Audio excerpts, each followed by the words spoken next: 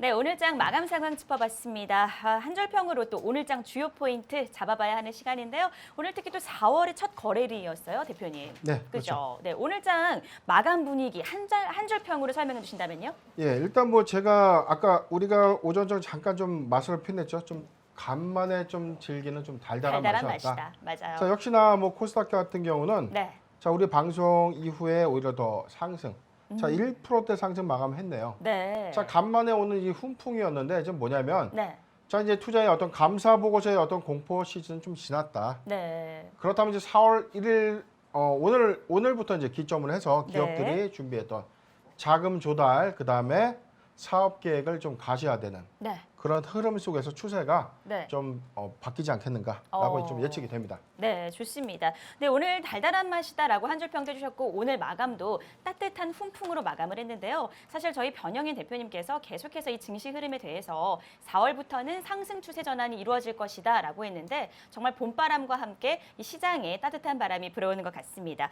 네, 오늘장 이제 특징 이슈도 안 살펴볼 수가 없겠죠. 네, 대표님이 사실은 네. 오늘 좀 핫한 내용이 좀 떴어요. 그렇죠. 어떤 거였냐면 바로 대한해운입니다. 네, 이 그렇습니다. 대한해운이요, 이 전일장 마감 후 공시를 띄웠는데 재무구조 개선을 위해서 대규모 유상증자를 결정했다라고 밝혀지면서요.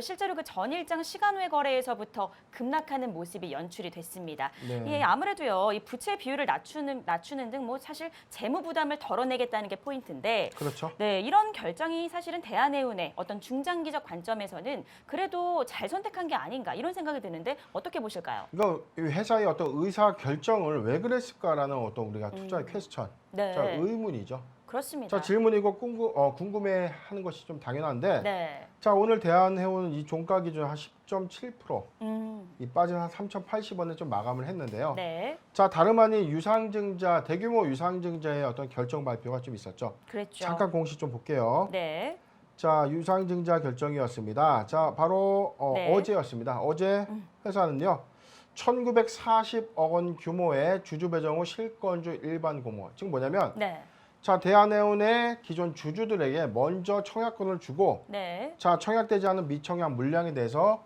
일반 투자자들에게 기회를 주는 겁니다. 네, 이걸 바로 주주 배정 후 실권주 일반 공모라고 하는데, 네, 자, 1,940억 원의 막대한 이 유상증자를 결정한 것이죠. 네. 자, 자금 조달 어디다 쓴지 좀 궁금하죠. 자, 맞아요. 4번에 나와 있습니다. 네. 자, 뭐죠?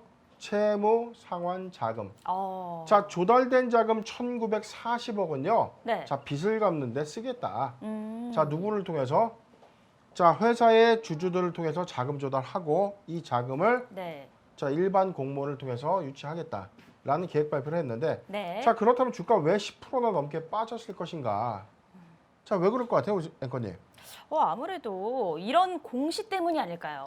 불안감, 공포감으로 인해서요. 그거는 일반 공모는 사실 시장에서 이렇게 인식하는 겁니다. 네. 자, 직접 이 납입된 이 청약 물량이 금방 시장에 유통되는 거죠. 자, 3자 배정 유상증자는요, 네. 1년간의 보유 예수를 거치기 때문에 네. 미리 회사가 획득한 돈을 갖고 사업을 잘해서 1년 후라는 어떤 대비 요건이 좀 있는데 네. 일반 공모 유상증자는 조달된 자금을 미리 쓰고 주식은 시중에 유통된다는 단점이 있죠. 그렇죠.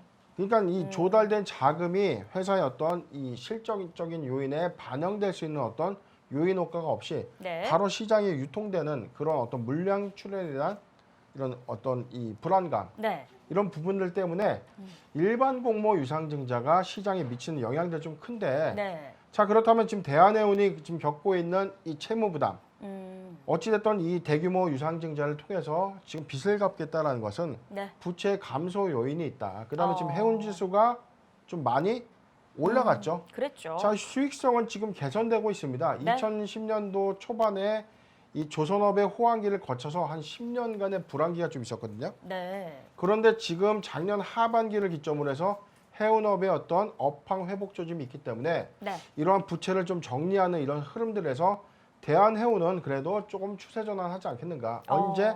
자, 시장의 어떤 잠재 물량이 충분히 소화되는 시점에 네. 대한해운은 어떤 그런 관심적인 어떤 부분에서 좀 충분하다.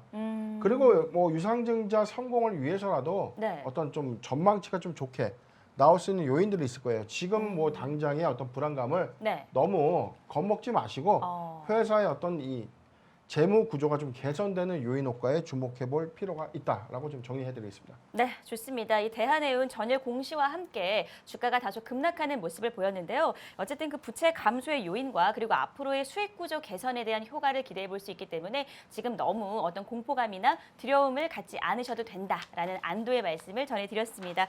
네, 그러면요. 저희 여기까지 이야기 나눠봤고요. 저희는 잠시 후에 여러분들의 골든 타이밍, 매매 타이밍 잡아보는 시간 가져볼 텐데요. 계속해서 채널 돈의 맛 고정해 주세요.